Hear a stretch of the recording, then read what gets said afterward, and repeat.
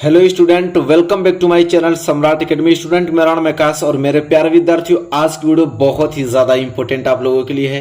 Class 10th math के very very most important question में लेकर आ गया हूं, टोटली बहुविकल्पीय। ठीक है, आज की क्लास इंपॉर्टेंट है, टोटल बहुविकल्पीय प्रश्न में लेकर आया हूं। बहुत सारा बहुविकल्पीय प्रश्न करने वाले हैं और आप भी अपना रफ ले लीजिए और एक पेन ले लीजिए और मेरे साथ आप लोग प्रैक्टिस कीजिए, मजा आने वाला है। आज की वीडियो बहुत ही ज्यादा मजेदार है। ठीक है, आप लोग भी एक कॉपी कलम ले लीजिए, आप लोग भी लगाइए और मेरे साथ आंसर बताइए। ठीक है, और मैं भी लगाऊंगा और आंसर बताऊंगा। ठीक है, जहां पे भी मिस्टेक होगा वहां पे देख लीजिएगा आप लोग। अब मुझसे पहले आप लोगों का आंसर आना चाहिए। टोटल बहुविकल्पीय प्रश्न है। ठीक है, यहाँ पे तो चलिए, वीडियो को लाइक नहीं किया तो लाइक कर दीजिए और चैनल पर नए हैं तो चैनल को सब्सक्राइब कर लीजिए। आइए देखते हैं पहला प्रश्न। आप लोग अच्छे तरीके से देखिए कि निम्न में से कौन सा अभाज्य संख्याओं का एक युग्म है। अब हमसे क्वेश्चन में पूछा है कि अभाज्य संख्याओं का युग्म, कि अभाज्य संख्याओं का एक युग्म कौन सा है। यहाँ पे चार ऑप्शन दिया है, 14 और 35, 18 और 25, 31 और 93 और यहाँ पे 32 और 62। ठीक है, कमेंट करके बताइए क्या होगा राइट आंसर। यहाँ पे अभाज्य संख्याओं का युग्म कौन पेयर बना रहा है यहाँ पे। तो यहाँ पे मैं एक ले लेता हूँ सॉल्व करने के लिए। ठीक है, यहाँ पे मैं ऊपर कर देता हूँ, ये क्वेश्चन है। अब लोग बताइए, कमेंट कीजिए फटाफट क्या होगा राइट आंसर यहाँ पे। तो मैं आपको बता दूं कि यहाँ पे पूछा गया अभाज्य संख्याओं का युग्म। तो यहाँ पे मैं एक पॉइंट लिखता हूं, समझिए। अभाज्य संख्याओं अभाज्य संख्याओं का युग्म। देखिए, अभाज्य संख्याओं का युग्म वही होगा, ठीक है, कि जिनका यस्यफ क्या होगा, एक होगा। जिनका यस्यफ क्या होगा, एक होगा। यहाँ पे कोई भी दो संख्याओं का यस्यफ एक जरूर होगा, और जिसका यस्यफ एक होगा वही अभाज्य संख्याओं का युग्म बनाएगा। ठीक है, तो मैं आपको बता देता हूं इसका राइट आंसर जो हो जाएगा वो राइट आंसर हो जाएगा 18 और 25। क्या हो जाएगा, 18 और 25 हो जाएगा राइट आंसर, क्योंकि इन्हीं दोनों का यस्यफ एक आएगा, अन्यथा किसी का भी यस्यफ एक नहीं आएगा। कैसे चेक कर लेते हैं भाई, आराम से देख लीजिए। यहाँ पे आपका है 18 और एक आपका क्या है 25। ठीक है, अगर हम यहाँ पे 25 में किसका भाग दें, 18 का, तो भाग जाएगी एक बार, 18 कम 18। ठीक, बच जाएगा आपका कितना, 7। ठीक है, अब हम क्या करेंगे कि 7 का भाग देंगे किस में, 18 में, तो भाग जाएगी दो बार, 7 दूनी के 14, यहाँ बचेगा 4। 4 का भाग अब देंगे 7 में, तो 4 कम 4।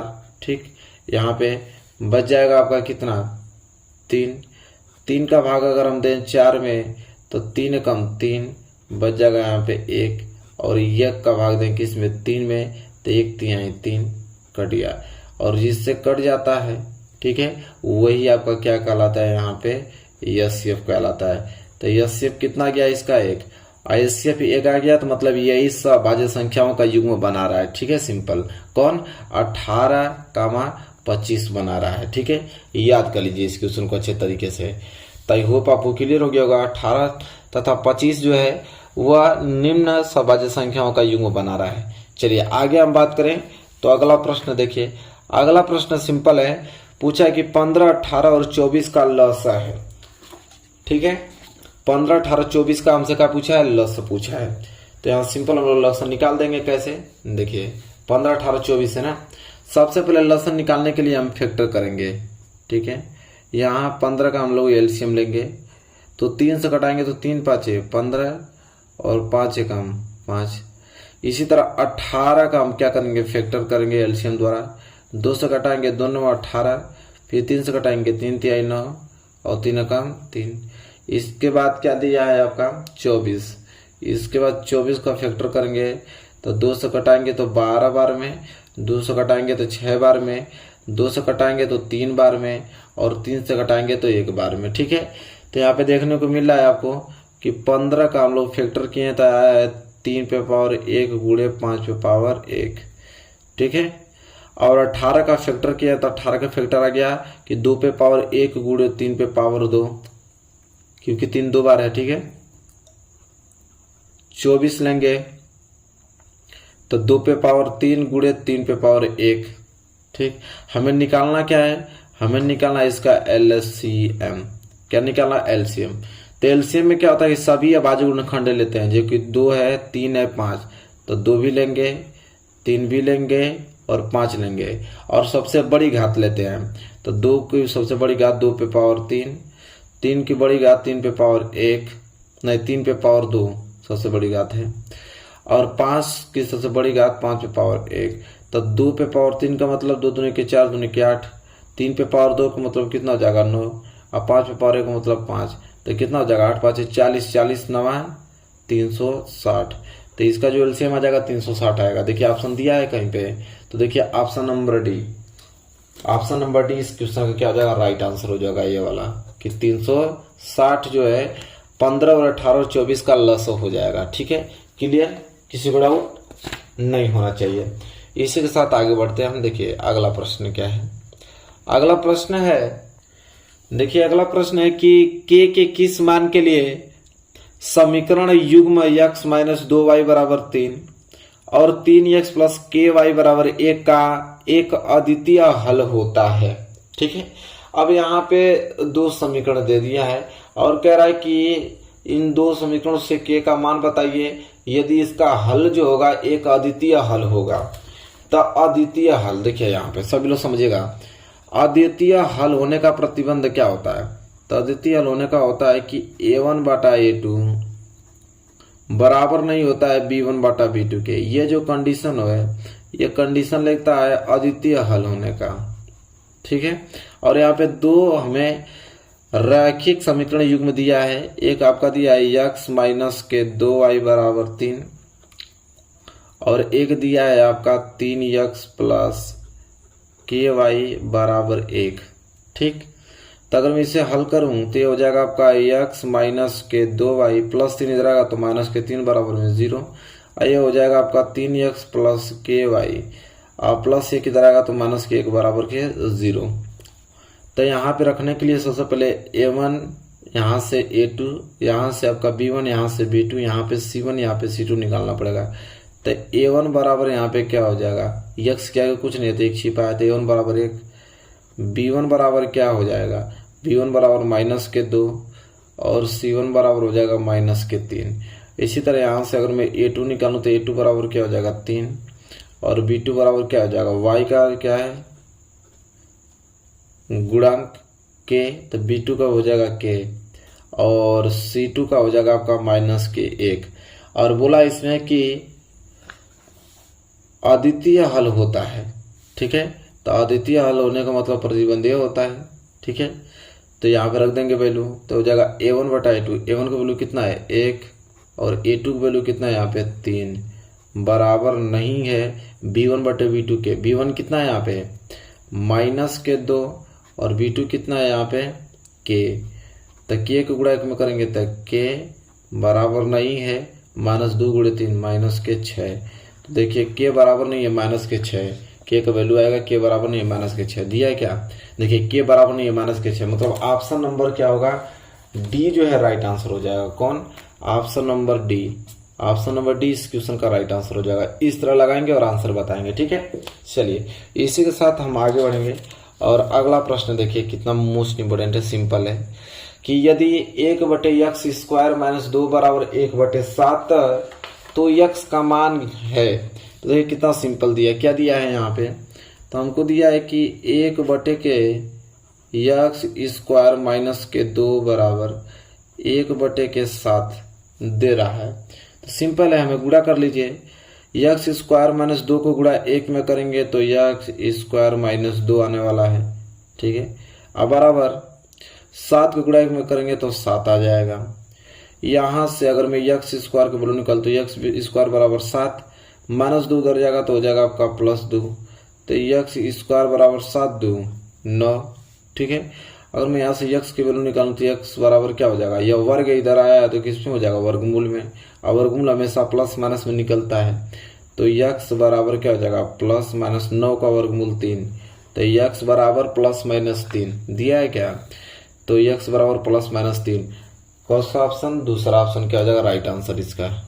ठीक है, तो चौथा का क्या हो जाएगा? दूसरा। यहाँ तक क्लियर हो गया आप लोगों को? चलिए इसके बाद देखिए अगला प्रश्न क्या है। अगला प्रश्न मेरे प्यारे विद्यार्थियों, जल्दी हमसे पहले आंसर आप लोगों को बताइए कि यदि द्विघात समीकरण 3x² माइनस के 6x प्लस के बराबर 0 के मूल समान है तो के का मान है।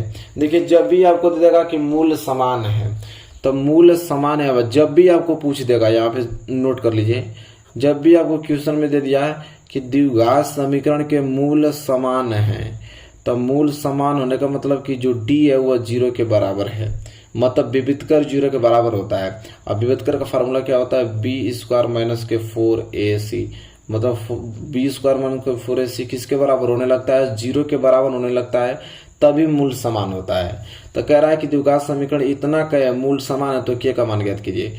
तो हमें समीकरण ये दिया है कि 3x² माइनस के 6x और प्लस के बराबर 0। तो यहाँ से अगर मैं a1, तो a1 बराबर कितना हो जाएगा? 3। यहाँ से निकालूँ आपका b का वैल्यू, तो b का वैल्यू हो जाएगा माइनस के 6 और c का वैल्यू हो जाएगा k। ठीक है, ये आपका a का वैल्यू है, a बराबर 3, b बराबर माइनस के 6, c बराबर k। और कहा है कि मूल समान है, मूल समान है तो k का मान, तो यहाँ पे रख देंगे। तो यहाँ पे आप लोगों को सिंपल बस रखना है b² का वैल्यू है माइनस के 6, तो माइनस 6 का होल स्क्वायर माइनस 4 गुणे a का वैल्यू कितना है? 3 और c का वैल्यू है k बराबर में 0। तो माइनस 6 का स्क्वायर 36 और माइनस 4 3 12 k बराबर में 0। तो हो जाएगा 36 बराबर माइनस 12 के उधर जाएगा तो प्लस के 12 के हो जाएगा।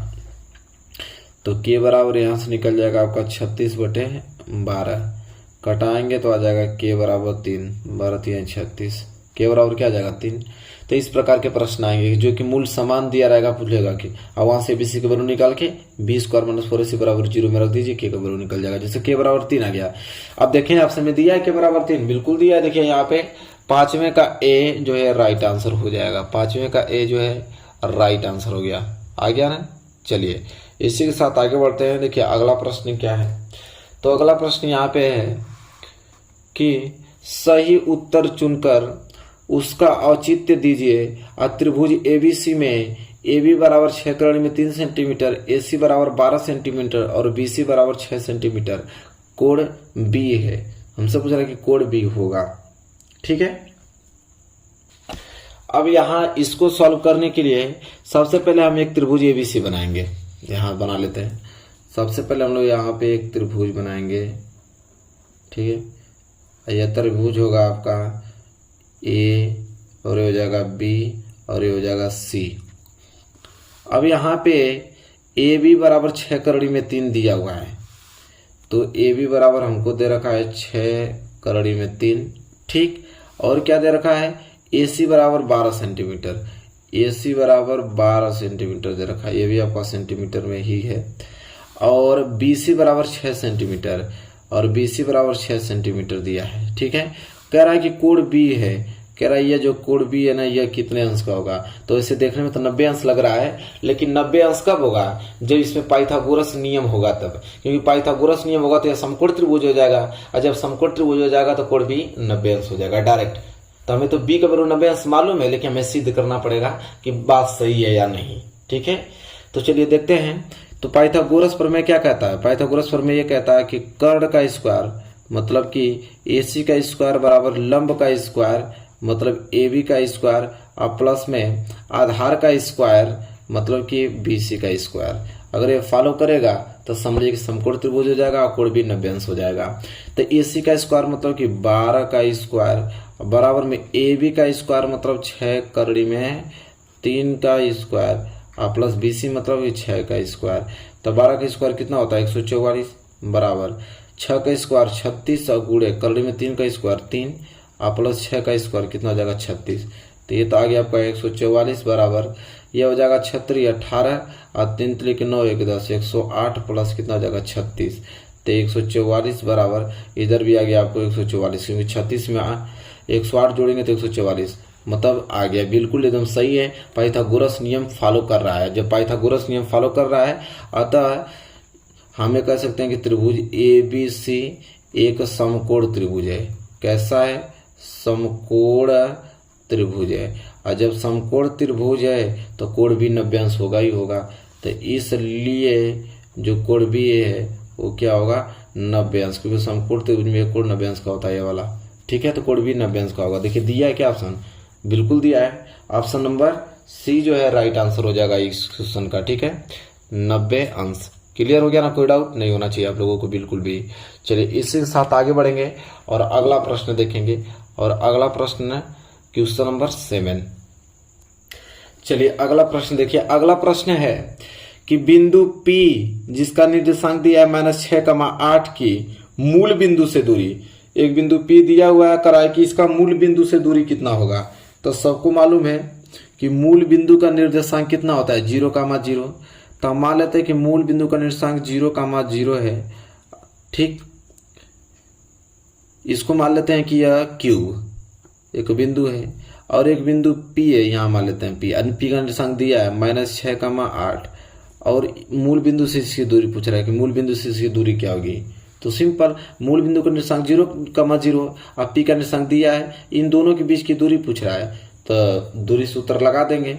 दूरी सूत्र क्या कहता है? अगर मैं यहाँ से QP की दूरी निकालना चाहूँ तो दो बिंदु के बीच की दूरी का सूत्र होता है कि x2 - x1 का whole square plus y2 - y1 का होल स्क्वायर। ठीक है, तो यहाँ से आराम से हम लोग दूरी सूत्र से निकाल देंगे। कैसे? यहाँ पे x2 है -6 और -x1 क्या है यहाँ पे 0 का होल स्क्वायर और प्लस y2 हमारे पास 8 - y1 0 का होल स्क्वायर।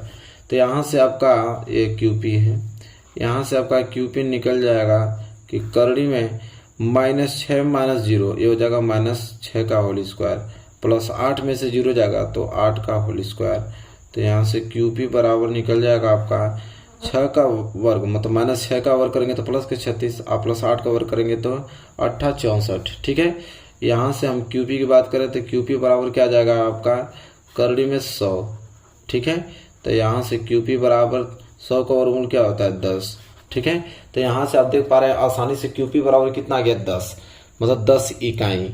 तो देखिए दिया है क्या यहाँ पे? देखिए 10 C दिया हुआ है, तो C क्या हो जाएगा? राइट आंसर हो जाएगा। तो 7वें का हो जाएगा आपका C क्वेश्चन।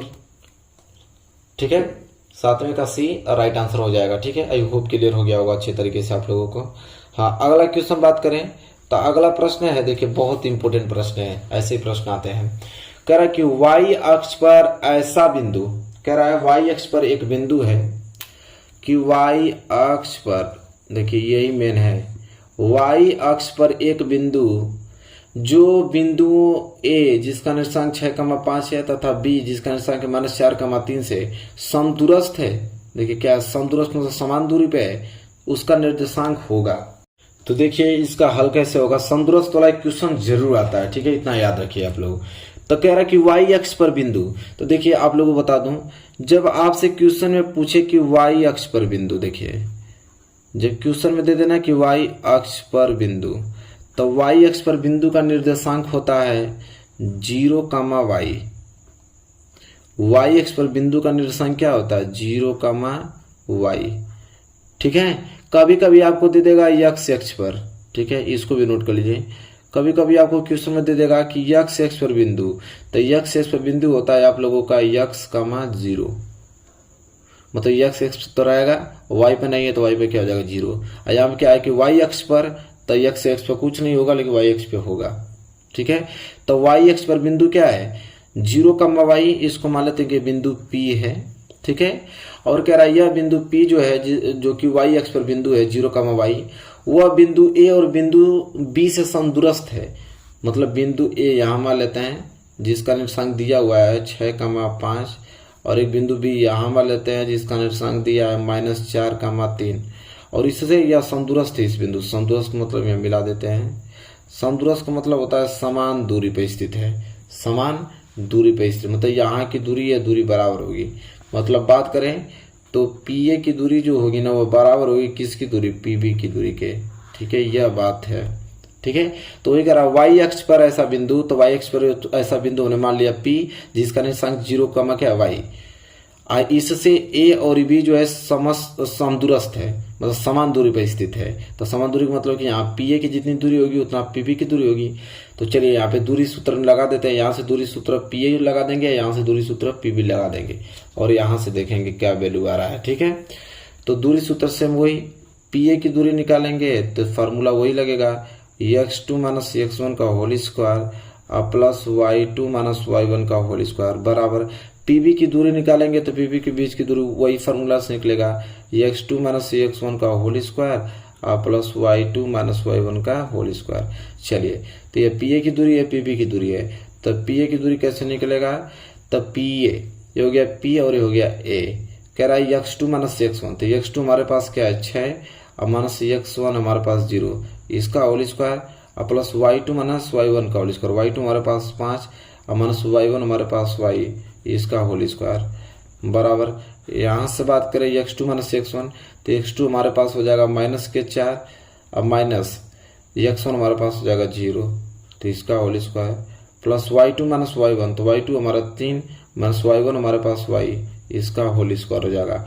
ठीक है, यहाँ पे हल करेंगे तो यहाँ पे कर लेते हैं वर्ग करने पे करड़ी हट जाती है, तो वर्ग करने पे तो करड़ी हट जाएगी तो बच जाएगा आपका सिर्फ क्या 6 माइनस 0 का होल स्क्वायर और प्लस 5 माइनस y का होल स्क्वायर बराबर इधर बच जाएगा आपका -4 माइनस 0 का होल स्क्वायर और प्लस 3 माइनस y का होल स्क्वायर। ठीक है, इसे हल करते हैं तो हल करने पे क्या आएगा आप लोगों का 6 में से 0 जाएगा तो 6 का होल स्क्वायर और प्लस ये आपका a माइनस बी की होल स्क्वायर टूट जाएगा तो क्या होता है a स्क्वायर और प्लस के क्या होता है b स्क्वायर माइनस के 2ab बराबर -4 माइनस 0 तो आ जाएगा -4 का होल स्क्वायर और प्लस ये आपका a माइनस बी की होल स्क्वायर टूट जाएगा तो a स्क्वायर और प्लस के b स्क्वायर माइनस के 2ab होता है। ठीक है, तो 6 का स्क्वायर 36 प्लस 5 का स्क्वायर 25 और प्लस ये हो जाएगा आपका y स्क्वायर माइनस 5 दूनी के 10y बराबर -4 का होल स्क्वायर 16 और प्लस 3 का स्क्वायर 9 और प्लस y स्क्वायर माइनस के 3 दूनी के 6y, y स्क्वायर से y स्क्वायर कैंसिल हो गया। यहाँ पे जोड़ देंगे तो 6 5 11 3 2 5 1 6 61 माइनस के 10y बराबर 19 और या अरे 19 कराओ 16 और 9 कितना होगा 25 और माइनस के 6y। ठीक है, तो ये हो जाएगा आपका 61 माइनस के 10y और प्लस 25 इधर आएगा तो -25 माइनस 6y इधर आएगा तो प्लस के 6y बराबर में 0, तो ये हो जाएगा आपका माइनस के 10y और प्लस के 6y माइनस के 4y और यहाँ पे 61 माइनस 25 घटेगा तो कितना बच जाएगा 11 में से 5 जाएगा तो 6, यहाँ 5 में से 2 जाएगा तो 3 36 प्लस के क्या आ जाएगा 36 बराबर में क्या आ जाएगा 0, तो माइनस के 4y बराबर प्लस के 36 उधर जाएगा तो माइनस के 36 माइनस माइनस कैंसिल। अगर मैं यहाँ से y की वैल्यू निकालूँ तो y बराबर क्या आ जाएगा आपका 36/4, तो 4 9 36 तो y बराबर क्या हो जाएगा 9। ठीक है, तो वह बिंदु पूछा कि बिंदु क्या होगा, तो बिंदु y अक्ष पर हमने क्या माना था 0, y माना था, तो 0, y की वैल्यू कितना 9, मतलब तो वो बिंदु हो जाएगा 0, 9 हो जाएगा 0, 9। देखिए दिया है क्या, तो यहाँ पे 0,9 दिखाई दे रहा है, देखिए 0,9 यहाँ पे 0,-9 है, लिखिए तो होगा नहीं 0,9 आ रहा है तो 0,9 होगा। ठीक है, तो 8वें का ए जो है राइट आंसर हो जाएगा। इतना ज़्यादा मोस्ट इंपोर्टेंट क्वेश्चन है मेरे प्यारे विद्यार्थियों। ठीक है, अच्छे तरीके से इसे लिख लो और अच्छे तरीके से इसको समझ गए होगे कि किस प्रकार इसका मेथड क्या है, तौर तरीका क्या लगाने का। ठीक है, चलिए अगला प्रश्न देखिए क्या है। अगला प्रश्न यह है कि बिंदुओं -2,6 और -2,10 को मिलाने वाले रेखाखंड के मध्य बिंदु के निर्देशांक होंगे। ठीक है, अब दो बिंदुओं को निर्देशांक दे रखा है, उसके मध्य बिंदु का निर्देशांक पूछ रहा है। तो जब भी मध्य बिंदु का निर्देशांक पूछे तो फार्मूला होता है मध्य बिंदु का निर्देशांक। नोट कर लीजिए, मध्य बिंदु का निर्देशांक जरूर से आता है। तो मध्य बिंदु का निर्देशांक का फार्मूला होता है x2 + x1/2 और y2 प्लस y1 बटे 2, यह होता है मध्य बिंदु का निर्देशांक। चलिए निकल जाएगा, x2 है यहाँ पे माइनस के 2 और प्लस x1 है यहाँ पे माइनस के 2 और बटे में 2, और यहाँ y2 है 10 और प्लस y1 है 6 फिर बटे में 2। तो ये हो जाएगा आपका माइनस के 2, प्लस में माइनस गुणा करेंगे तो माइनस 2 बटे में 2, हो जाएगा 10 और 6 16 बटे में 2। तो ये हो जाएगा आपका -2 माइनस के 4 बटे 2, ये हो जाएगा 2 8 16, कटाएंगे तो ये कट जाएगा माइनस के 2 बार में और 8, -2,8 आएगा मध्य बिंदु का निर्देशांक। -2,8 दिया क्या, देखिए -2,8। एक चौथा ऑप्शन हो जाएगा सी जो है राइट आंसर हो जाएगा क्वेश्चन नंबर 9 का। क्लियर हो गया। चलिए आगे बढ़ते हैं। अगला प्रश्न देखिए बहुत ज़्यादा इंपॉर्टेंट है, त्रिकोणमिति वाला प्रश्न आ गया यहाँ से। देखिए प्रश्न यह है कि 9 sec स्क्वायर ए माइनस 9 tan स्क्वायर ए बराबर है। ठीक है, इसे हल करना है, कह रहा है ये किसके बराबर होगा। सिंपल है, आराम से हल हो जाएगा। दिया है आपका कि 9 sec स्क्वायर ए और माइनस 9 tan स्क्वायर ए, ये दिया हुआ है। अगर देखिए 9 इसमें भी 9 इसमें भी, 9 अगर मैं कॉमन लेता हूँ तो आ जाएगा sec स्क्वायर ए और माइनस के क्या आ जाएगा tan स्क्वायर ए। यहाँ तक किसी को आपत्ति नहीं होना चाहिए।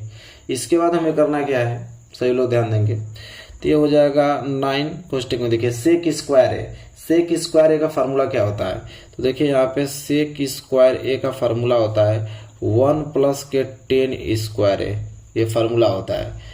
तो यहाँ पे sec स्क्वायर ए की जगह हम लिख देंगे 1 प्लस के tan स्क्वायर ए और माइनस के आ जाएगा tan स्क्वायर ए, ये वाला। अब देखिए माइनस प्लस कैंसिल हो गया, बच जाएगा 9 गुणे, यहाँ पे बच गया 1, 9 में को गुणा करेंगे तो आ जाएगा आपका सिर्फ कितना 9 आ जाएगा।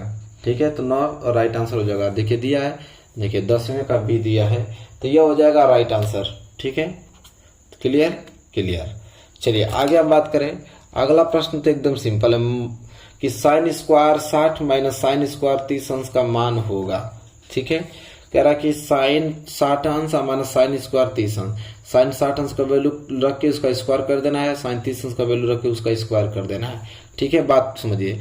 जैसा कि आपको दिया ना कि साइन स्क्वायर 60 अंश और माइनस दिया है आपको साइन स्क्वायर 30 अंश, इसका मतलब ये चीज लिखा है कि साइन 60 अंश का होल स्क्वायर और माइनस ये लिखा है कि साइन 30 अंश का होल स्क्वायर।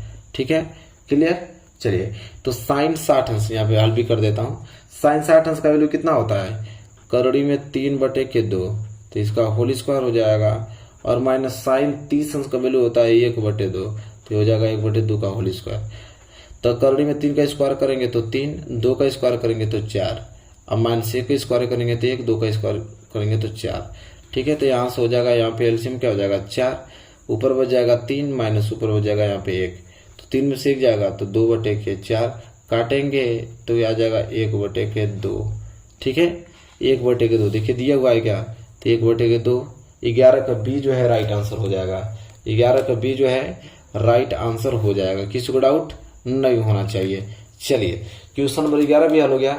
अब क्वेश्चन नंबर 12 की तरफ बढ़ते हैं। देखिए क्वेश्चन नंबर 12 क्या है। ठीक है, क्वेश्चन नंबर 12 यहाँ पे है। देखिए अगला प्रश्न है, एक अर्धवृत्ताकार चांद का परिमाप 72 सेंटीमीटर है, इसका व्यास होगा। ठीक है, बहुत सिंपल क्वेश्चन है। देखिए अर्धवृत्ताकार चांद, देखिए अर्धवृत्ताकार कैसे बनता है, ऐसे तय दिया है अर्धवृत्ताकार चांद का परिमाप 72 सेंटीमीटर। परिमाप कैसे होगा, तो ये जो चाप आपको दिखाई दे रहा है यहां से लेके यहां तक, तो चाप तो होता है आपका पाई आर। चाप क्या होता है, पाई आर, इतना अर्धचाप है ना, तो अर्धचाप क्या होगा, यहां से लेके यहां तक पाई आर, अब प्लस यह जो दूरी चलेगा तो यह दूरी क्या है आप लोगों का त्रिज्या आर, ये त्रिज्या आर, आर की मिलकर हो जाएगा 2r बराबर 72 सेंटीमीटर।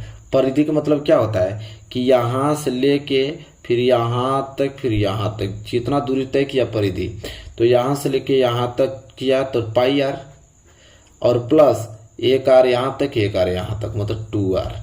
तो देखिए ये हो जाएगा एक अर्धवृत्ताकार चांद का परिमाप 72 सेंटीमीटर। ठीक है, तो यहां से अगर मैं बात करूं इसका व्यास होगा, हमसे पूछा है कि इसका व्यास होगा, व्यास मतलब ये वाला पोर्शन।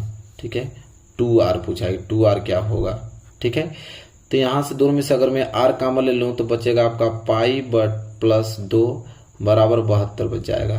तो हो जाएगा r, पाई का वैल्यू कितना लिखेंगे यहाँ पे, तो पाई का वैल्यू 22 बटा कितना होता है 7, तो पाई का वैल्यू अगर यहाँ में 22/7 और प्लस ये हो गया 2 बराबर में कितना हो जाएगा 72, तो हो जाएगा r गुणे यहाँ पे कुछ नहीं तो एक एलसीएम कितना हो जाएगा 7, तो हो जाएगा 22 प्लस 1 का भाग 7 में देगा तो 7 दूनी के 14 और बराबर कितना आ जाएगा 72।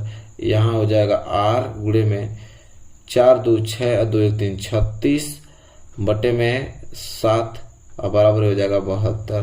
तो 36 दूना के 72 और r बराबर 7 दूनी के 14, तो r बराबर कितना आ गया 14 आ गया। जब r बराबर 14 तो हमसे व्यास पूछा है, व्यास मतलब 2r का वैल्यू, तो 2 गुणे r का वैल्यू कितना है 14, तो 14 दूनी के 28। ठीक है, तो 28 यहाँ पे सेंटीमीटर क्या आ जाएगा इसका व्यास, देखिए दिया हुआ है 28 सेंटीमीटर व्यास आ गया सिंपल। देखिए तो हो जाएगा 12 का ए जो है राइट आंसर हो जाएगा। ठीक, चलिए इसी के साथ आगे बढ़ते हैं और अगला प्रश्न देखते हैं। चलिए देखिए अगला प्रश्न क्या है, अगला प्रश्न तो और ज्यादा आसान है।